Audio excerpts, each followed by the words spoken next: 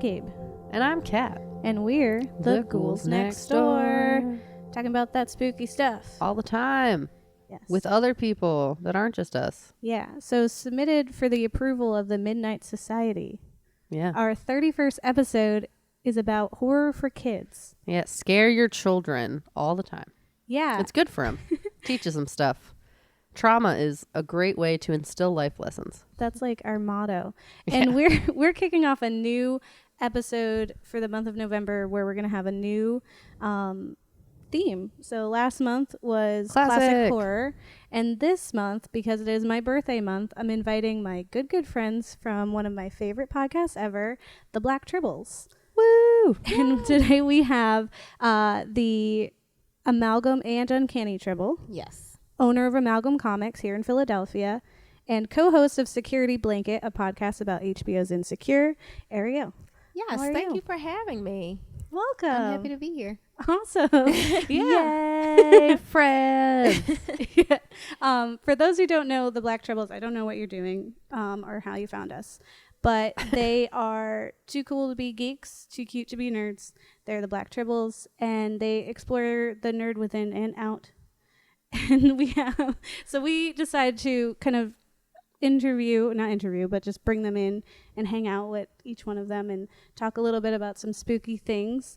But you guys are always you're always out there. You guys are always doing stuff all the time. The hardest working tribbles in show business. Yeah. It's always something going on. Yeah, it's so I'm like a new member of the group. So I joined the group on the 7th day of the 7th month in their 7th year. So the podcast itself is 7 years old, but I'm like the newbie.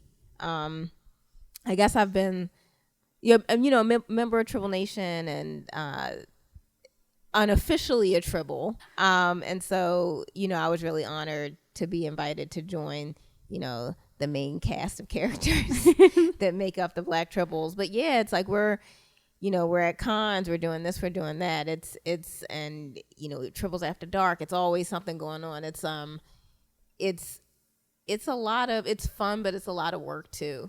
I think people don't, you see the fun side of it and you don't realize like how much time and effort went into planning and producing. So I'm learning a lot too, because I'm new to the podcast world just in general. So it's cool. And you also have Security Blanket. I've listened to a few episodes because I've only watched a few episodes of Insecure, unfortunately. Oh, are you not a big fan or? I started watching and then got distracted by the world, and then I was like, I'm gonna put this away for the minute because I want to be able to sit here and pay attention and to watch it. But I did enjoy the first episode. The rap definitely got me hooked, and just the characters are just. They're characters, they're just very big, and all of the drama and things that are happening in there is super exciting and awesome to watch. Yeah, and relatable. I mean, I feel like as a young Black woman millennial, this is the first show that I have watched in real time and been like, oh man, they're doing things that we do. Because of course, there's Living Single but I was younger, and so I watched it and I liked it. But when I rewatched it when it came to Hulu, which was a big deal, and I rewatched it, I realized how much stuff just went over my head. Yeah. Even, Khadijah being an entrepreneur. And so everything that she would be going through, and I was like, yes, that's absolutely right. But all of, I missed that when I was younger. And then Girlfriends, I didn't get it. Eve, all those kind of shows. And so now to have a show that's timely for me, and they're doing all the things that I'm doing, and the dating apps and the all that, it's just really cool. So I think it's a really important show. Well, you juggle a lot of things even just outside of Tribbles, because you have that podcast and then you also run Amalgam. I do. Yeah, tell us about how you do the it. Cool. How you do all these things. Crack. No. No. I'm drug free mostly, but but no, I don't know. I think sheer will. I mean, I'm sure some of it is fear of failing publicly. You know what I mean? Yeah. Because this store is much bigger than I thought it would be. I really just wanted to create a space where I could be myself. So I wanted to be in a space where it's like I read comic books all day and I bake cookies, and when it's slow I knit, and like in between customers, and none of not none, but like the knitting thing definitely hasn't happened. I don't get to read as many books as I'd like I really have to carve out time for that. And the baking thing, I am baking there, but it's it's this, it's, I don't want to say frantic, but it's like, oh crap, there's no bread, I got to get bread out. So you know what I mean? Yeah. So it's like there's an urgency about everything, as opposed to I thought I was just going to be like floating around having fun. But I like appreciate the success of Amalgam. We've really created a name for ourselves in like the Philly nerd world and the blurred nerd, the blurred nerd world, all that.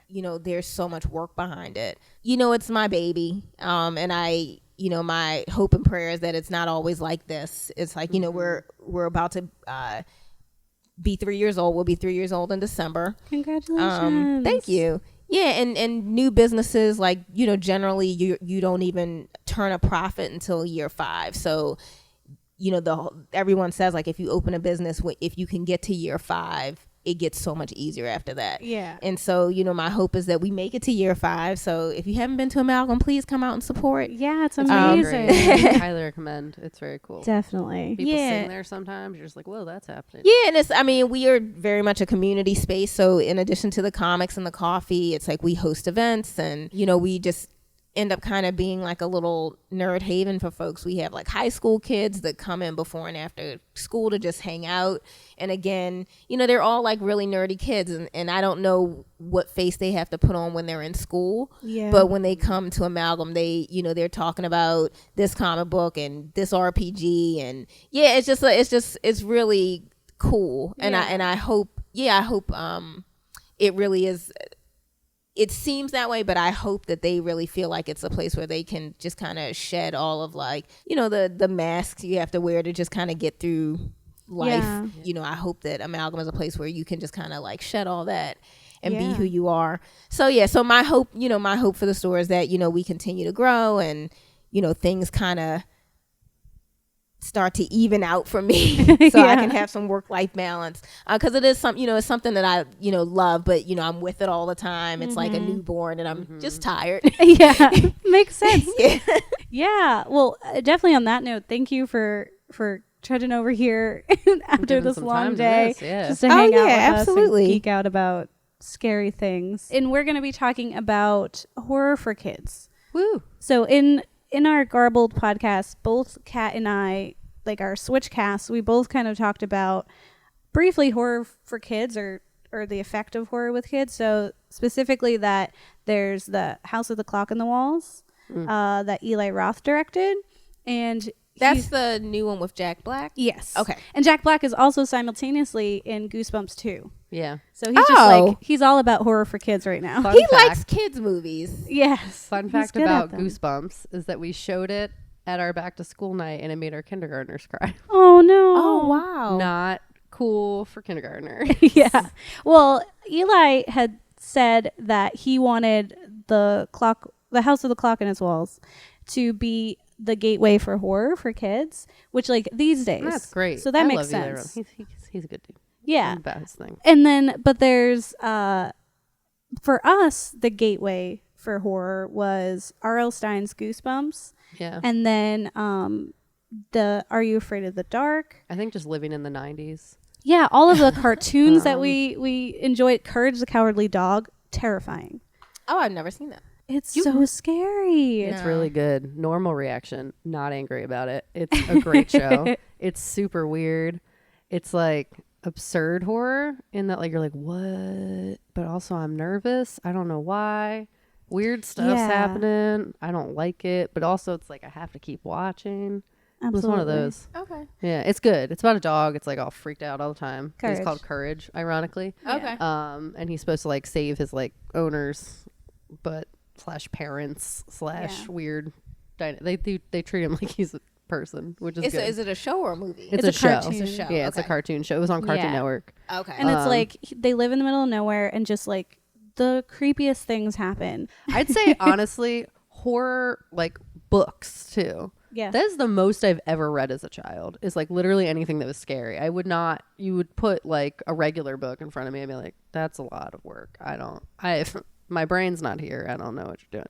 Horror, it was scary enough that I'd be like, "I need to know what's gonna happen. Like, are they gonna die? I don't understand." Yeah. So I'd be reading like the scary stories to tell in the dark. Oh, I remember like vividly like reading that at camp, and then like the Goosebumps books. Yeah. Were great because they were short because they were for kids. They were so And you would quick. like read through them, and they were like scary enough to like it would mess you up a little bit. And Scary Stories to Tell in the Dark was also a little scary. Terrifying. I remember every single time like school store would come to the school, not school store. What was it called? Fair. Scholastic the Book Fair. Scholastic, yeah. Yeah, the book fair.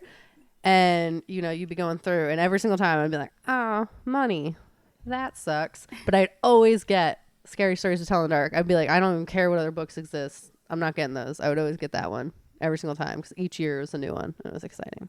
That's cool. Yeah. I've actually never read that. So here, It's my so thing is like, good. I don't really like horror books. Mm-hmm. Mainly because I have an overactive imagination. So Yeah. if you worse. describe things to me and allow my imagination to take root, Yeah. I would never like leave my room. I would just be terrified. So for me, it's I am better when I have the visual presentation. Like, this is what it is. Accept it. Process that. Yeah. And let it go, as opposed to like, now I have to think about this. Because that's the thing. Like, it takes me a really long time to read through comic books because I daydream through them. Like when a concept is presented, even though it's graphic, you know, you're not necessarily seeing every single thing because it's Yeah. to move the story along. They're not showing you every single thing. So then I'll think about it, and it's like, oh, okay, how does this world work? Oh, okay, and I really have to go there. And so that's my one rule. It's like, I don't read anything scary. Yeah, Goosebumps, I definitely one that like upped my score for like when they had like reading challenges, and it was like, how many books can you read in a year? I totally just would like just go through all of the Goosebumps. Like, I'd run to the library, you'd read them in like one night, and it was always like, I was afraid of everything as a child. I was just a terrified little kid, but for some reason I could sit there and I could read Goosebumps, and I would be terrified. I'd be like in my bed, like in my covers, just like reading by like the nightlight, and it was like, you get to finish it. And generally, because it's quick, because it's short, you would get to a resolution rather quickly. Mm-hmm. And the resolutions usually worked out. Like, it was, a conclusion. There was a positive end. The kid got out of it. It was like a really ridiculous circle. Like, there were some really creepy plots in Goosebumps. Like, the ventriloquist doll, the worst. Yeah, that was really. Oh, never like when the dolls come out. And it's whenever there was a book, there was also like those like short movies about it. Like, they always made movies about the book. So like, I was so bad at reading as a little kid, but I read all of those. Like, I don't understand how I forgot that was a thing. We wanted to dive into some of the cool things about the 90s, and also just like what subjecting kids to horror themes ultimately does. Yeah, facts. We tell you facts. All the facts. Here facts. Still facts. About that spooky stuff. Yeah, spooky stuff.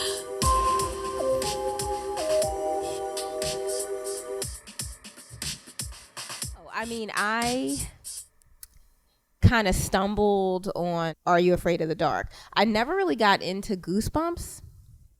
I don't know why. And maybe it's because I was introduced to Are You Afraid of the Dark first. Mm-hmm. And I think the style of storytelling was different. Yes. And it's something about Are You Afraid of the Dark that really just grabbed me. And so Goosebumps, I've seen it.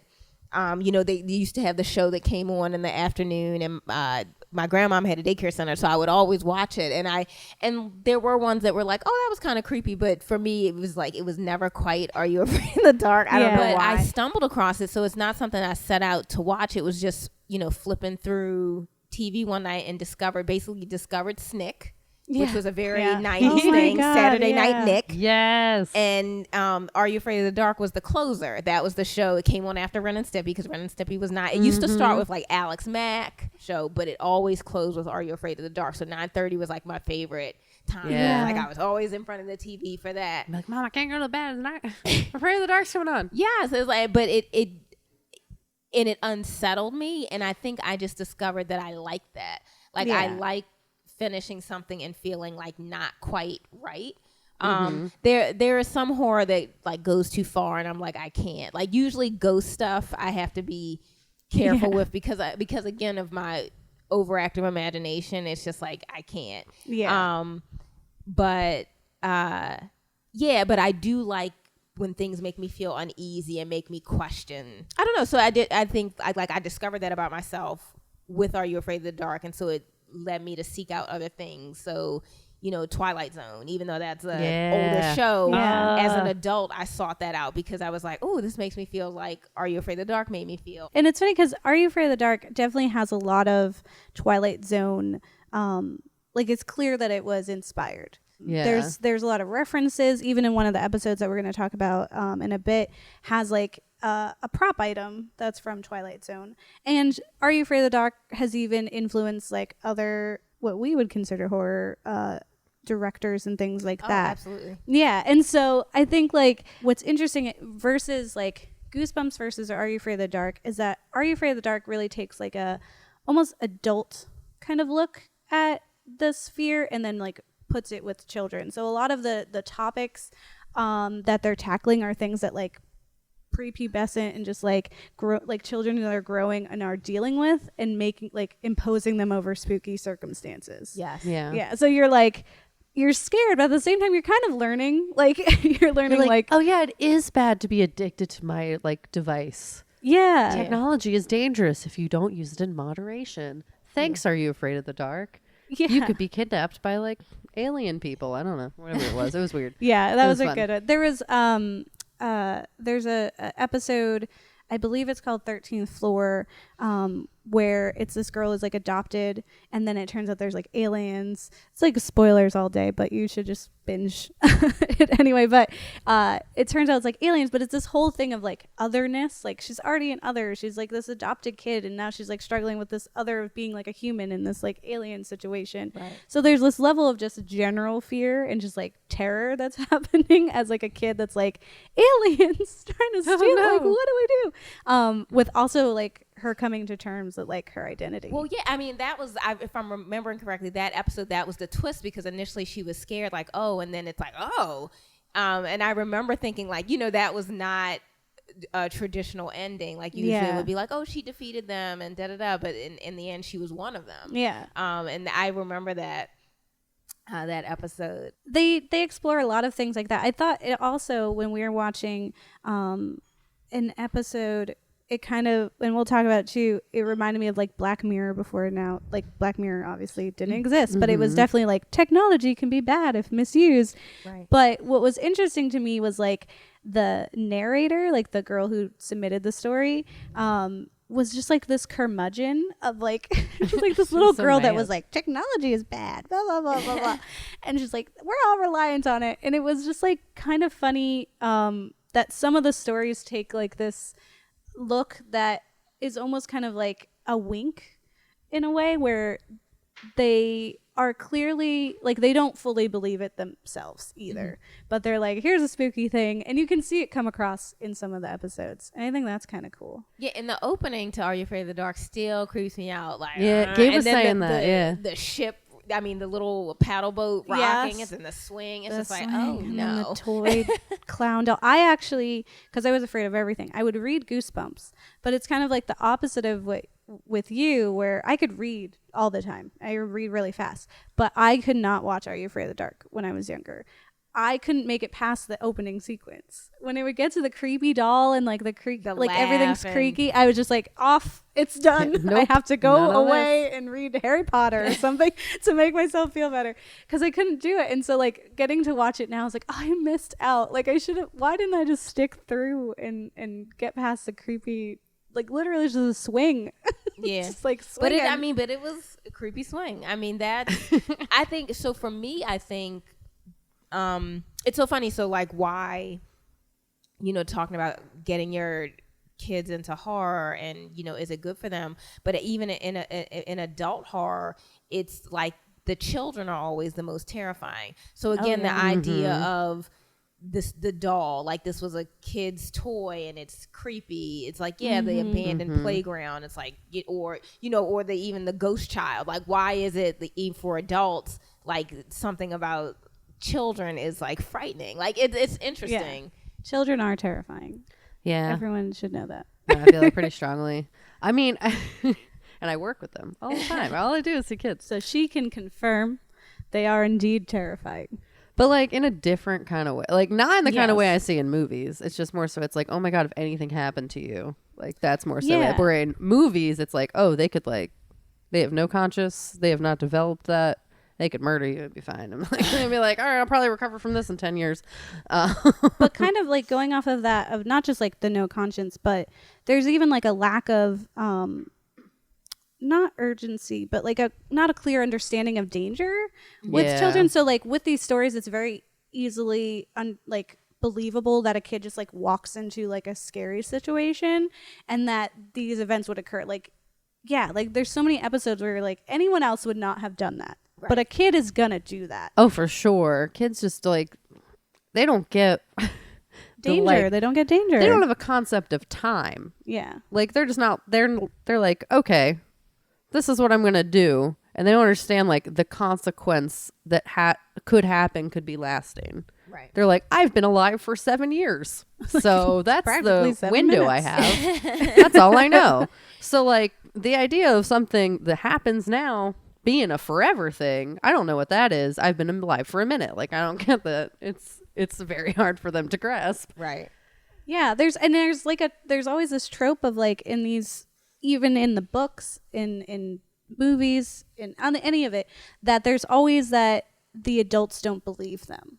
So there's this like terrifying thing, and that's something that like kids can relate to, because I read this article where it was essentially like keeping kids from horror things at a young age does not keep them from fear.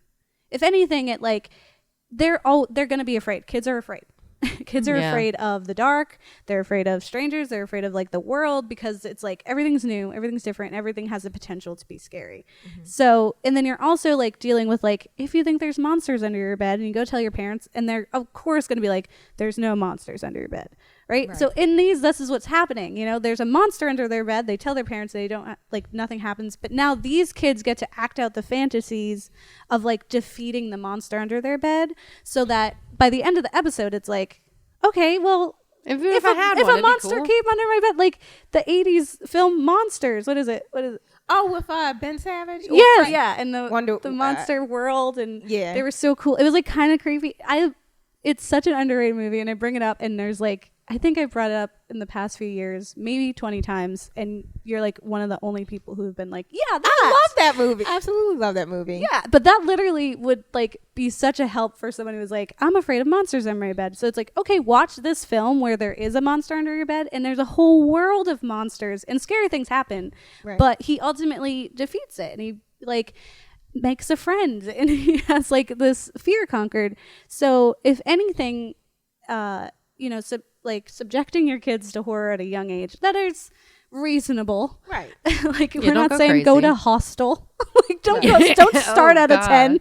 Like bring them in, wean them in. If it's rated R, it's probably rated R for a reason. But if you got like a PG-13 going on, you don't gotta.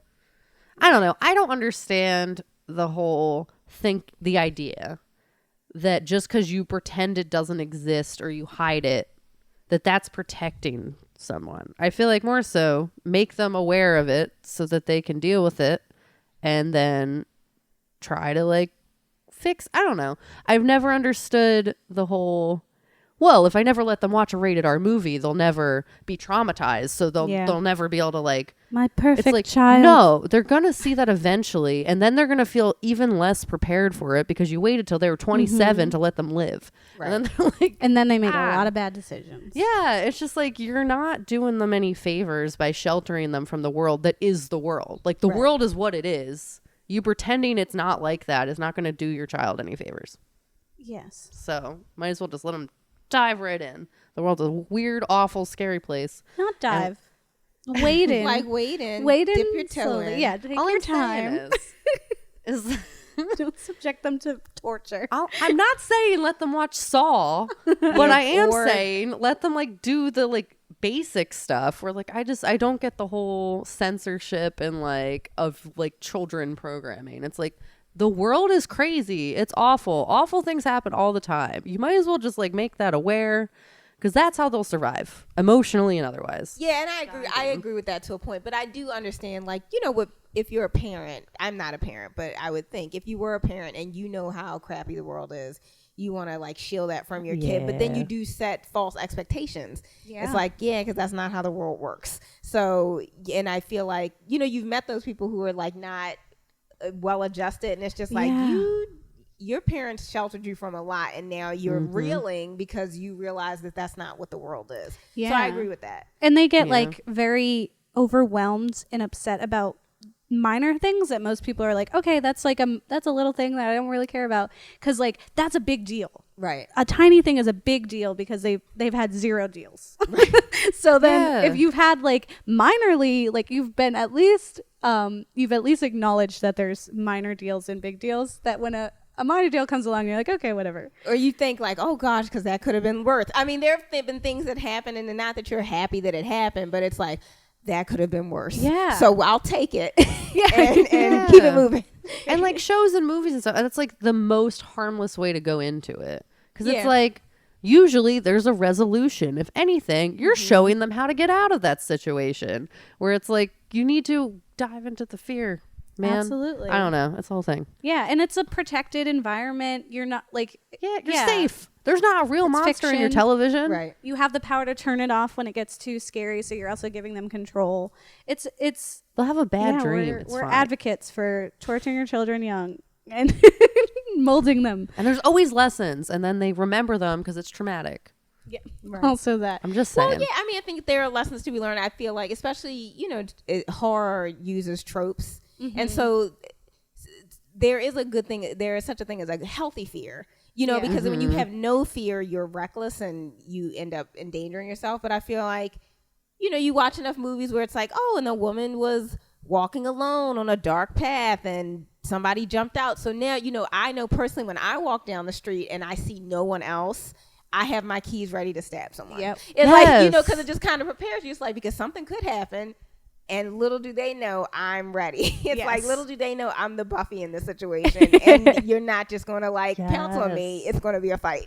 Yeah. So, yeah. And I think, you know, and you know, I'm a nerd in many ways. So I think about the world differently, you know, and some things it's like, I know that will never happen, but what if, you know, it makes you like question reality, which I think is healthy to do too. So ready for any apocalypse situation. Like, it's like, yep. And just like thinking out of the box of how you interact with your surroundings, how you interact with other people. I don't know. I just think it opens you up to more ideas, which is good. You know what I mean? Makes you a better thinker. One thing I wanted to bring up was because they have all these different interesting, like, Are You Afraid of the Dark? We're going to highlight 2 episodes.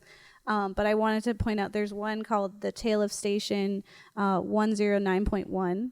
And that talks about like the afterlife and like this idea of like heaven and hell. And it kind of has like a Beetlejuice kind of feel, where it's just like, it's a radio station. But also that Ryan Gosling is a special guest in there. What? Yeah. He was too busy on the Mickey Mouse Club, so he wasn't one of the Midnight Society, but he guest starred. Oh, did you research that? I did. I didn't know that. Yeah. That's funny. Man, I could have had Ryan Gosling in my life sooner than young Hercules. Yes. And then I wanted to just geek out mostly about R.L. Stine, because I did some research, and I just find him to be the most adorable, like, grandpa person. Like, I was watching these videos, and he is so silly. Like, one, he has the best Twitter bio that I think exists, and it is, my job to terrify kids. That's it. That's all it says. And I'm like, check, you do it all the time. But he explained that, like, when he was a kid, he was afraid of like everything, and so he wouldn't really leave his room, and instead he would just write it down. These are all the things I'm scared of. Oh my gosh, that's genius. So that's like how he kind of coped with it. But the thing that I thought was really cute in his like interview that I saw was that he kind of goes on a rant about cell phones, and he says that cell phones ruin the plots of like every horror film. Yeah. And the quote is, he's like, help me, come get me, I'm trapped in a haunted house. Like, it's just like anytime anything spooky happens, he's like, you can't do the whole call is coming from inside the house. It's like, who's calling her? She checks her ID, and then she's like, oh, the movie's over. Right. You know? And he's like totally like not against technology, but he thinks it's like, you know, it's kind of hard to play with. Right. But then he says he's not afraid of things anymore. Like he finds it funny. He finds horror funny now. And that, I think that kind of comes through in what he does. He did say that when he showed up to talk to like when he talks to groups of kids, they're always like disappointed to see him because he's the spooky guy, but then you see him and he's just an average regular guy from Ohio, and he's just like, hey, Favorite Jewish grandpa. Mans it up a little bit. Yeah, he just needs to show up in a cape. I came to scare you. Yeah, they're like, who's this man? He's just normal. This is normal. Films. Yeah, films. Yeah, films. We watch some films. Now let's talk about those films. And all that spooky stuff. And all that spooky stuff.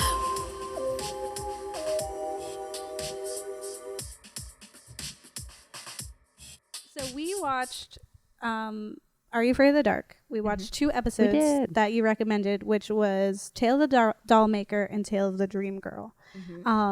One fun fact is that one of the creators of Are You Afraid of the Dark is DJ McHale, who wrote a series of books that I read when I was like a teen. The Pendragon series, which I saw his name pop up and I was like, oh my God. Wait, the Pendragon, is that like the Knights of the Round Table when they were in high school? No. Oh, okay. It's like a kid who goes to other dimensions, other worlds. Oh, okay. It's like, it is pretty cool. The first episode we watched was Tale of the Doll Maker, which is from 1994. So during like kind of the earlier age of it. And the synopsis is, Melissa searches for her missing friend and discovers she has been magically transformed into a doll in a dollhouse.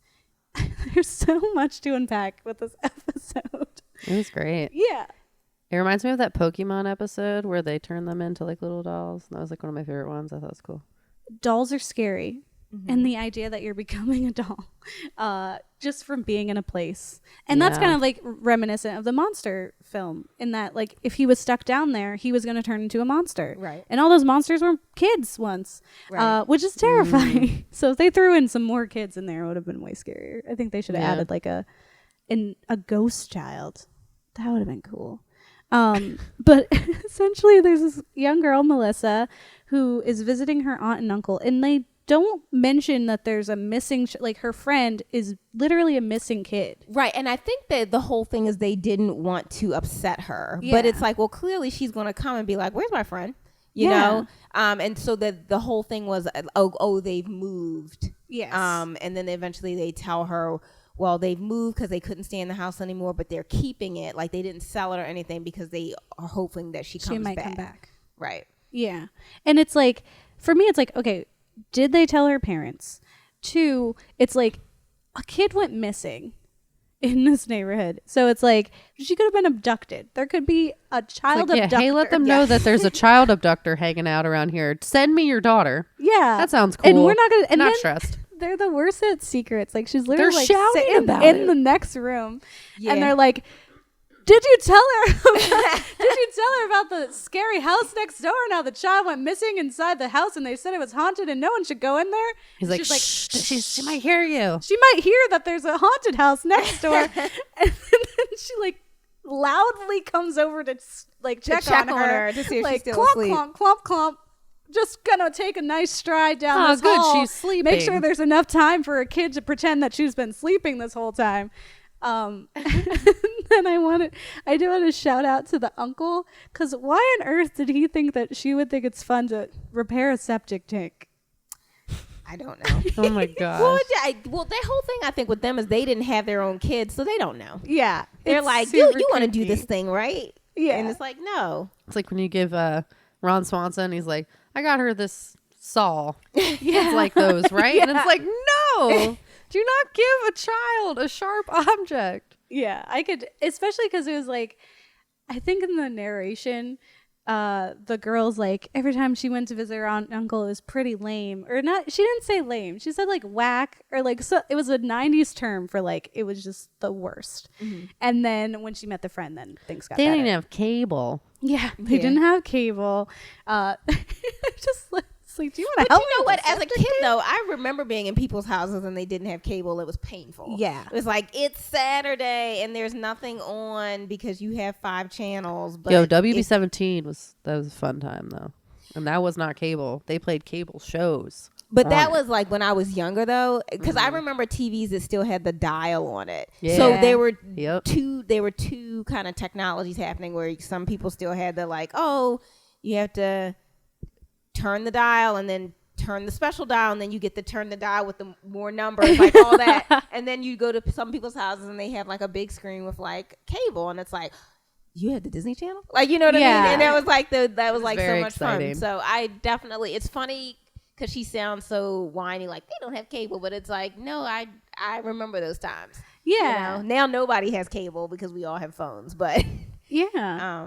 but yeah. And she Cable was such a big so, deal. she was definitely just fine to accept that her friend had moved away if the aunt hadn't been in the house too. Like, because there was movement upstairs, and then the aunt's like, it was probably me, which makes sense because it's not like the girl was outside of that door, right? Yeah. The house. So if she hadn't been up there, she never would have ended up in this house. It's your own fault. Right. Being weird. Why are you in the house? Why are you up there? She's What are you like always doing? up there, like checking on stuff. You're like, what is It's like, your let me weird just walk near this obsession? dollhouse and then walk away. Yeah. No other reason. Yeah. I'm not looking for anything or It anybody. was good. I definitely was stressed when they had to jump out the window. Mm-hmm. I Oh, was yeah. like, no. And then you kind of see the warp like from her yeah. foot. And I was like, okay, maybe It's it'll probably be fine, fine. it's probably She's fine. like, this doesn't make sense. The window is to their attic. And I was like, I don't know, girl. Yeah. None of I this feel has like- logical sense. I feel like maybe you're having like something going on, and if you jump, you're gonna be extra dead. So like, let's be careful now. yeah. I could definitely see. That girl was creepy. Even when she was done being a doll. Well, I mean, she's been a doll for a little while, so I'm sure it takes you a minute to like, you know, warm up, get the porcelain flowing. Yeah. My hand's actually on my hand. That's crazy. Yeah. I wanted her to just take out like a hand from her pocket, but she's just like, It's like, oh shoot, we forgot to reattach it first before we no. jumped out the window. I was like, why doesn't This is anyone forever. have questions? Like, they're just like, oh, is it like? I just want to be in the room with the police that are like, where have you been? I've been Right. in a I mean, I think that's dollhouse. one of those things. It's one of those moments where it's like the adults won't really believe it. So, well, Yeah. actually, you know what? That's not true because then they burn the dollhouse. Yeah, they and burned then the so it's like, so dollhouse. now where does the door lead?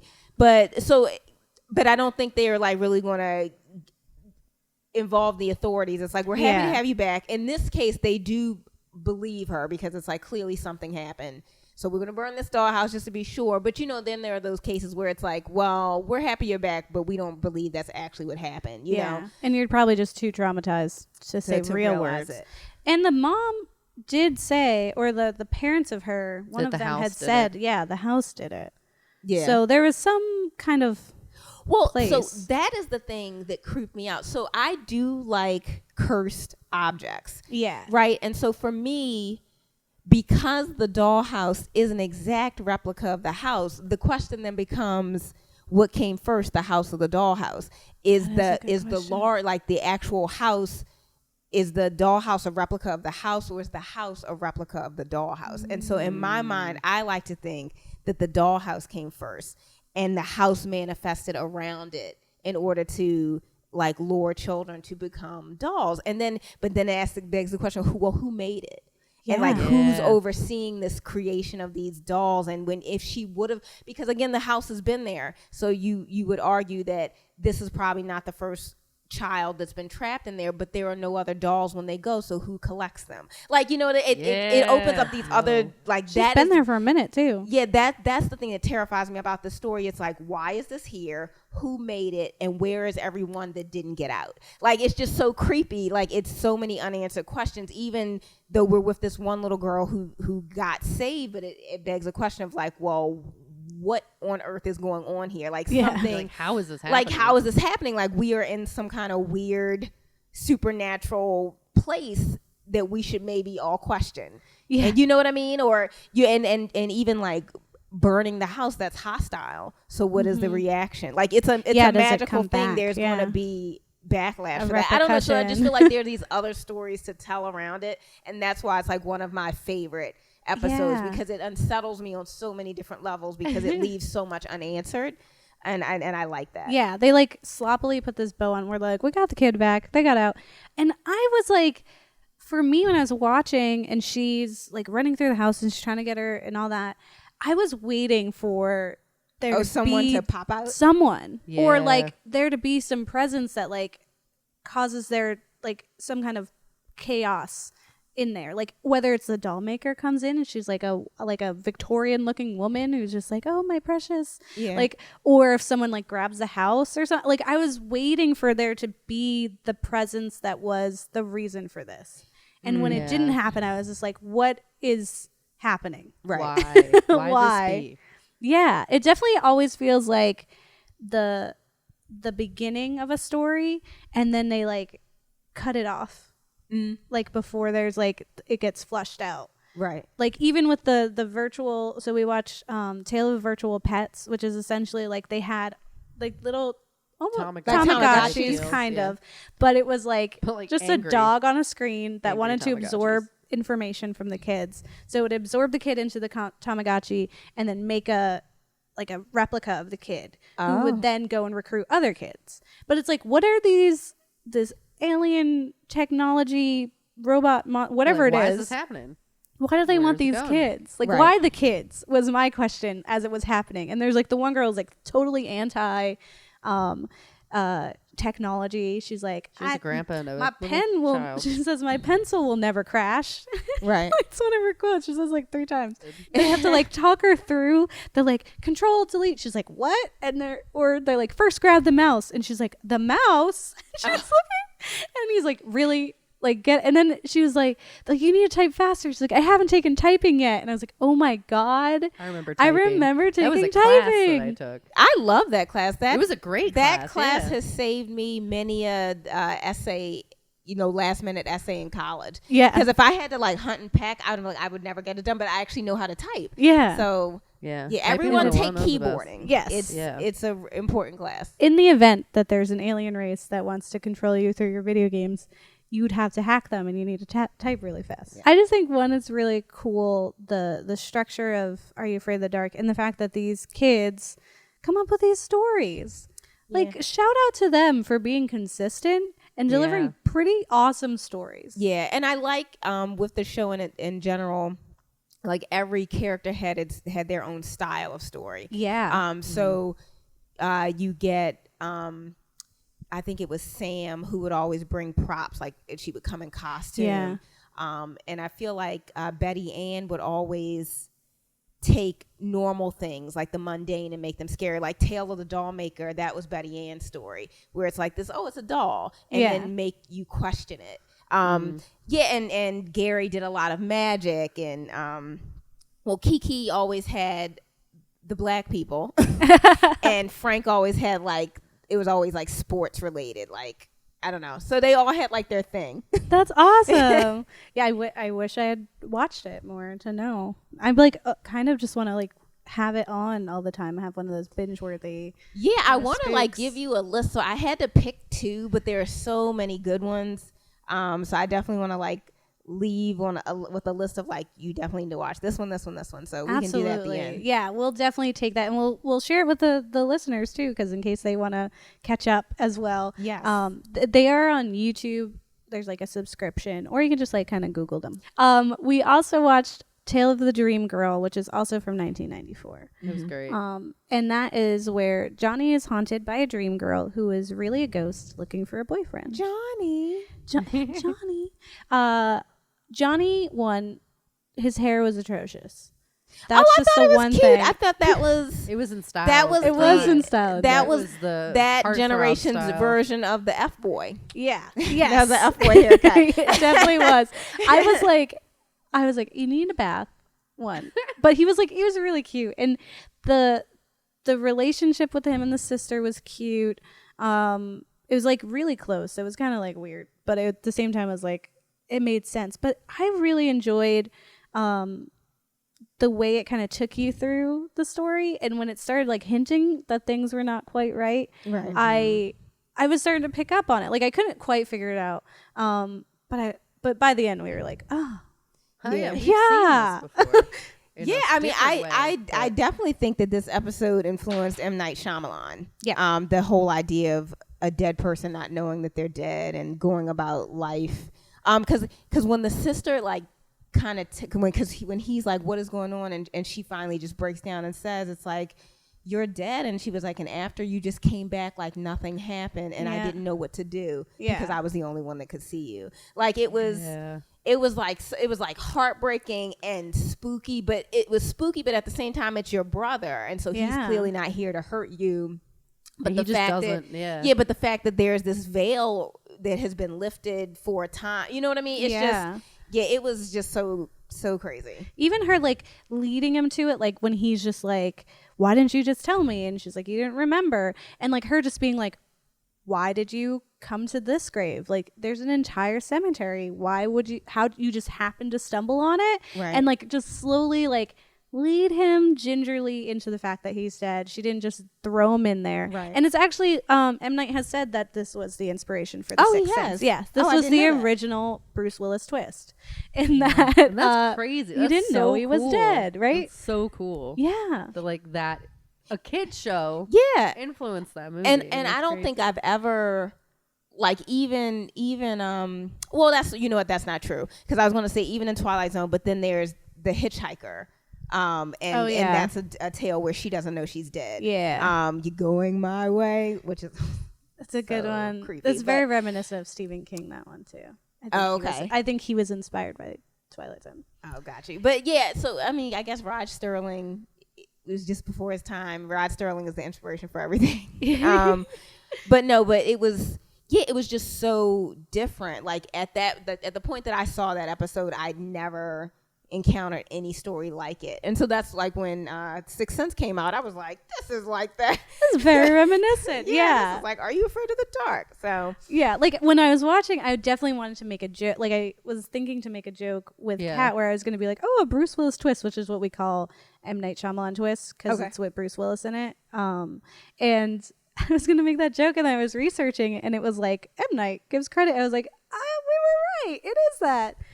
This is the one that actually has the prop item of Twilight Zone in it. And that's the pinball machine in the background of a bowling alley is a Twilight Zone one.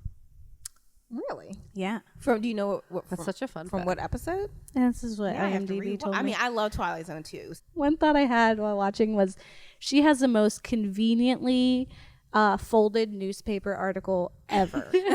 Where she's like, is it this girl? She's dead.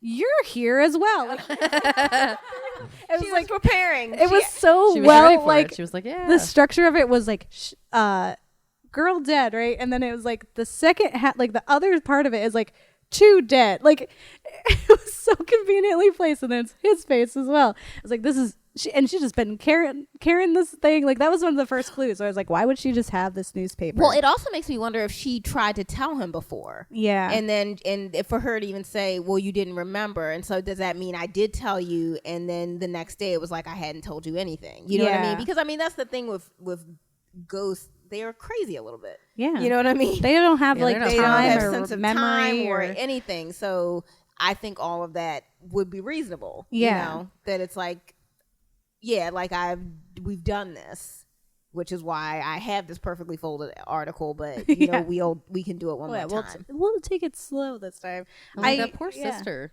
like having to act like she didn't see a dead thing, like that. She deserves a whole time, like an Emmy for her acting just in that one part. Like she did so like there. I forget what she said, but when he was leaving, she essentially is just like, it's okay, like you've always been there for me or whatever. Like you're like, I don't remember exactly a word she said, but it was it was like the most sister thing to say, and it was so delicate and heartfelt when it's put on to this really severe situation, and that he's dead and now is going to go to the afterlife. You know, he's going to leave. But it was just like, I was like, oh, my heart. I've had 20 minutes with you guys and I'm like so emotional. Yeah. Like, I feel That like- was a been so great bummed. episode. Yeah. Yeah. Oh my God. Mom being bummed. I Yeah. was like, because it was just like a passing idea. Like when he's just like, what's wrong with mom? And she's like, we don't need to talk about it. Right. And right. that she never acknowledged him. Right. I was Yeah. just like, she's rude. Yeah, it was just so, and it's funny because this is the one episode that I felt was older. Like I felt like this was for 18, like Yeah. even watching it, and I was younger when I watched it, I felt like this is an episode for older people because Yeah. just the emotional weight of it. Yeah. You know what I mean? A lot was going on there. And I agree, like, that kind of mom being in the background and not acknowledging him, and clearly something's wrong. And he's like, well, why isn't she talking to me? Him going to work. Yeah. And like, And the I'm boss not I'm fixing acknowledging the him. things. Why is he acting like I'm not here? Yeah. It was like, it was just like beautifully done, and all the clues were there, but not enough to spoil it. Yeah. You know they what I were mean? Which I subtle. think is really hard to do. Yeah. Yeah. It was brilliant. That definitely was, I think I was floored by that one. I was just like, that was a great ending.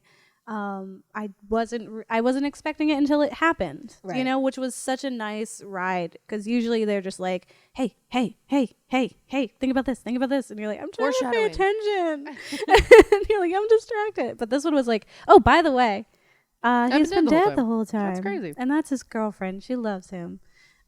Which was nice. That was a good twist. Yeah. Feelings. Yeah, feelings. Yeah, I said feelings.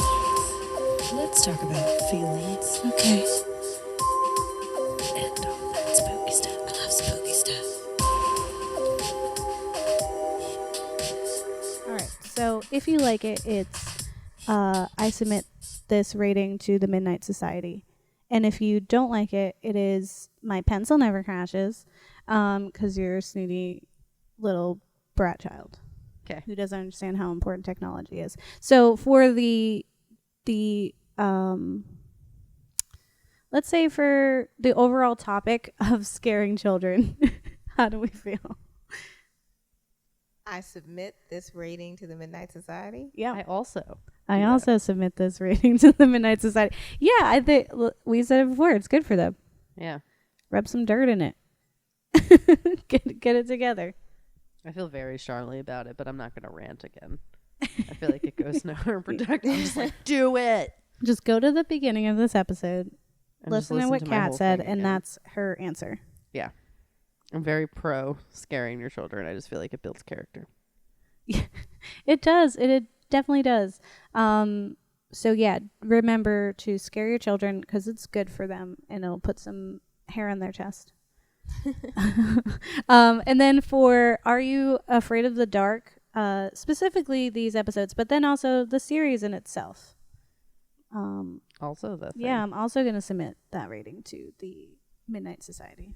Me as well. She Clearly. recommended it. So, I mean, Yeah. we're already there. And on top of that, so we watched, and you guys should watch it too, was Tale of the Dollmaker, Tale of the Dream Girl, and then Tale of the Virtual Pets from 1999. You should also watch Tale of Station 109.1 and Tale of the 13th Floor.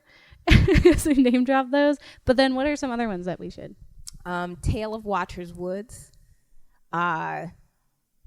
Yeah, that one still, it was hard to choose, but I was like, again, the Dream Girl one was so poignant, and the Dollhouse one scares me to the point that after I watch it, I have to watch something else. Yep. I'm 35. Yeah. And you know, that thing that was made for kids still kind of just unsettles me to a point. But Watchers Woods, the story that unfolds is like just crazy. It's just crazy, and it spans time, and yeah, that's a really good one. The Tale of Old Man Corcoran. Oh no. The twist on that one, I was like, holy crap. That's one of Kiki's stories. Man, I can't remember the name of it, but it's about a young girl who moves into an apartment building, and she befriends an old woman. I think it's like the Tale of Apartment 3B or something. I think it's named after the apartment. That's a really great one. There's so many. Like, I love this show. There's one, Melissa Joan Hart was in one. no. I think it was The Tale of the Frozen Ghost. I'm cold. That's like, it's just like that. And oh my gosh. And then there, Tatiana Ali was in one called Tale of the Quicksilver, which was also very good, emotional. Yeah. That one made me Yeah. cry. Aw. I cried at the end of that one. It's just, I would just say, definitely just peruse. Like, there's Yeah. a lot of stuff, a lot of good stuff in these episodes. Yeah, and you can stumble on them just on YouTube when you go on there and you just type in like one of the tales. There's some that you have to pay for, like when some of the really good ones, but there's also just like a channel that had them because it's been around for a long time. Yeah, it's great. It was great having you on with us to geek out about these awesome shows and how much smarter they are than we think. Thank you so much for having me. This was fun. Nobody ever asked me to talk about Are You Afraid of the Dark? So Yes. this was a good time. Yeah. Woo. Anytime you want to continue to watch those things, we are here for it. All right, awesome. I'm Yes. actually like really down. I also didn't watch it as a kid. I was like purely Goosebumps, and I didn't have cable. I was one of those. So until I was like old and it didn't matter anymore, and I was like, well, I don't want to watch this because that's stupid. Or Are You Afraid of the Dark is fantastic, and if you want to watch it, I will definitely watch it. We should do that Yeah. all the time, or we should just have like screenings of it. No, I was actually thinking that because I was like, oh, it's October. It and is. we watch Are You I have Afraid of a the Dark at your place place. to do that. Screen them. Yeah, I mean, to even just kind of like, a kid's horror afternoon. Like, again, my because if we're talking about gosh. introducing your kids to Yeah. these things, it's like, that's kind of cool. And it's a non-scary setting. Yeah. You're noted. comfortable. So for this yeah. idea. We Yeah. we will mark weighed it. them in together. We take the neighborhood kids and we make them stronger. Yes. Yes. So, listeners, be sure to check out Amalgam Comics. It's awesome. It's a great, just like nerd space, a sanctuary, if you will. There's always cool events happening. So definitely keep that in your thoughts and make your way down there to say hi to Ariell. And yeah, remember, don't get married. Date your kids. You wanna have the kids so you can traumatize them later. So Yeah. don't marry, because then you'll be eaten. Yeah. That's my whole thing. Or they right can now. listen to stories about getting eaten and be stronger. Okay. All right. Cool. Bye. Bye.